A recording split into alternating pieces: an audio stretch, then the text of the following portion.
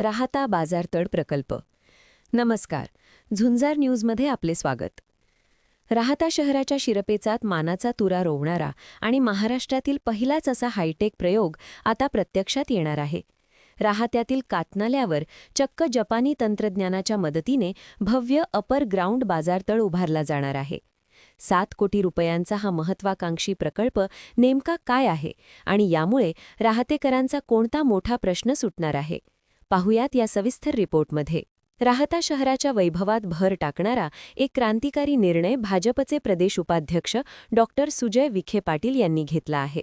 गेल्या अनेक वर्षांपासून राहत्यातील आठवडे बाजारचा प्रश्न प्रलंबित होता.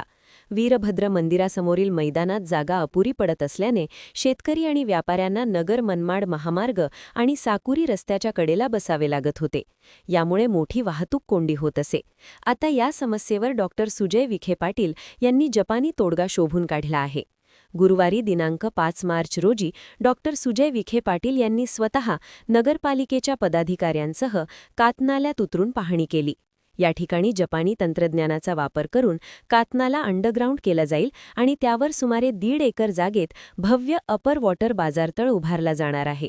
महाराष्ट्रात अशा प्रकारचा हा पहिलाच प्रयोग ठरणार आहे. राहत्याचा बाजार वर्षानुवर्षे मंदिरासमोर भरतोय, ज्यामुळे भाविकांना आणि व्यापाऱ्यांना त्रास होतोय. आम्ही कातनाला अंडरग्राऊंड करून त्यावर बाजारतळ बनवणार आहोत.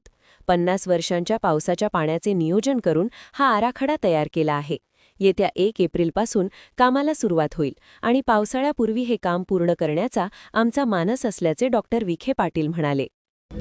अनेक वर्षापासून साहेबांच्या आणि माझ्याही मनामध्ये खंत होती की राहत्याला बाजारासाठी जागा नाही. वीरभद्र महाराजाच्या प्रांगणामध्ये जो बाजार लागतो तो आज बाजार साकुरीचे रस्ते जाम करत आहे. तो बाजार आज नगर मनमाड जाम करत आहे. तो बाजार आज या छत्रपती शिवाजी महाराजांच्या नावाने असलेल्या कॉम्प्लेक्सचं पूर्ण एंट्रन्स बंद करत आहे. आणि म्हणून कुठेतरी बाजारतळ व्हावं, जागेची उपलब्धता नसल्याने यावेळेस आपण एक प्रयोग करतोय. एक पहिली टेक्नॉलॉजी आहे जी जॅपनीज टेक्नॉलॉजी आहे. त्यामध्ये आपण त्या सगळ्या लोकांना बोलवलं आणि असा निर्णय घेतला गेलेला आहे की कातनाला म्हणजे साकुरीच्या पुलापासून तर नगर मनमाडच्या पुलापर्यंत जो कातनाल्याचा स्पेस आहे तो 50 वर्षाच्या पूरला लागणारं पाणी ग्राह्य धरून तेवढ्या साईजचे मोठे कॉन्क्रीट डक टाकून तो पूर्ण कातनाला परिसर अंडरग्राऊंड केला जाणार आहे. अंडरग्राऊंड केल्यानंतर माझ्या मते जवळपास 1 ते 1.25 एकर जागा राहत्याच्या बाजारतळासाठी उपलब्ध होईल आणि हा राहत्याचा सर्वात महत्त्वाकांक्षी प्रकल्प ठरणार आहे. आणि एकदा हा प्रकल्प यशस्वी झाल्यानंतर याचा बोध घेऊन अनेक शहरांमध्ये महाराष्ट्रामध्ये जिथं जिथं नाले वाहत आहेत आणि जिथं शहरीकरण वाढलेलं आहे असा पर्याय आपण उपलब्ध करून देणार आहोत. मला असं वाटतं की आम्ही सगळेजण एकत्रित बसलो होतो. नगरसेवक नगराध्यक्षांबरोबर चर्चा झाली. कातनाल्याच्या हातीमध्ये जेवढं अतिक्रमण आहे त्यांना नोटिसा द्यायचं काम सोमवारपासून आपण करत आहोत. मटन मार्केट जे आहे ते मटन मार्केट तुर्तास आपण स्थलांतर करीत आहोत. बाजार तर विकसित झाल्यानंतर परत मटन मार्केट जसं लोणीला एक मॉडेल मटन मार्केट तयार झालंय तसंच मटन मार्केट आपण राहत्यामध्ये देखील तयार करणार आहोत. त्या संदर्भात सगळी चर्चा झालेली आहे. कातनाला हा पूर्ण साफ केला जाईल. आज मी स्वतः कातनाल्यामध्ये उतरलो. इतकी दुर्गंधी आहे. तिथं मांस फेकलं जातं, तिथं कोंबडीचे पंख आणि ते सगळं जे होतं तिथं फेकलं जातं. हे राहता आपण पाहिलेलं नाही. म्हणून मी ताबडतोब पालकमंत्री महोदयांनी विनंती करून 50 लाख रुपयाचं इन्सिनरेटर राहत्या शहरासाठी आपण मंजूर करतोय, जेणे की जेवढं कचरा हा मटन मार्केटमधून एकत्रित होईल त्याचा डायरेक्ट जाळून हा कचरा कुठेही इतर पाणी दूषित करणार नाही. ही सुरुवात आहे. 2 वर्षामध्ये राहता ओळखू येणार नाही. विकासाच्या दृष्टिकोनातून हे मी तुम्हाला शब्द देतो. हा कातनाल्याच्या प्रकल्पाला लागणारे 7 कोटी रुपये हे माननीय नामदार राधाकृष्ण विखे पाटील साहेबांनी मंजूर करून घेतलेत. याचं काम आपण माझ्या मते 1 एप्रिलपासून सुरुवात करत आहोत आणि 1 एप्रिलला सुरुवात केल्यानंतर पावसाळ्याच्या आत ते बाजारतळ विकास झाल्यावर ना वीरभद्र महाराजांच्या समोर बाजार लागेल, ना साकुरीच्या रस्त्यांवर बाजार लागेल, ना छत्रपती शिवाजी महाराजांच्या कॉम्प्लेक्स समोर बाजार लागेल. बाजारतळ एकच, ते राहत्याचं बाजारतळ. मग सगळे पाळणे भविष्यात तिथे यात्रेचे लागतील. जेवढे सणासुदीचे स्टॉल लागतील ते रस्त्यावर लागतात तिथं लागतील.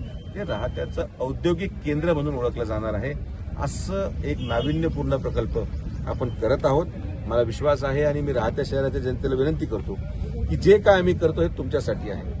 एखादे 2 लोक नाराजही होतील, काही लोक विष कालवायचा प्रयत्न करतील, पण मी हात जोडून विनंती करतो जनतेला की आपण सगळ्यांनी सहकार्य करा. आणि मी आपल्या माध्यमातून जे लोक यामध्ये काही वेगळा प्रकार करायचा प्रयत्न करतील त्यांना मी सांगणार आहे की आपण केवळ बाजारतळच नाही तर स्वच्छतेसाठीही विखे पाटील यांनी मास्टर प्लॅन तयार केला आहे.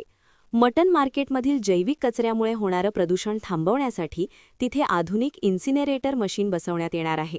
यामुळे कचरा जाळून नष्ट केला जाईल आणि कातनाल्यातील दुर्गंधी कायमची दूर होईल.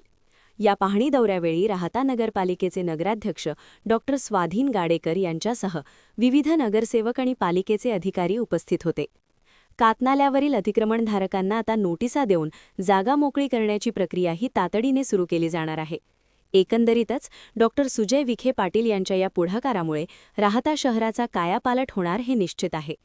जपानी तंत्रज्ञानाचा हा राहाता पॅटर्न संपूर्ण महाराष्ट्रासाठी दिशादर्शक ठरेल अशी चर्चा आता रंगू लागली आहे. व्हिडिओ आवडल्यास लाईक व सबस्क्राईब करा. धन्यवाद. झुंजार न्यूज राहाता.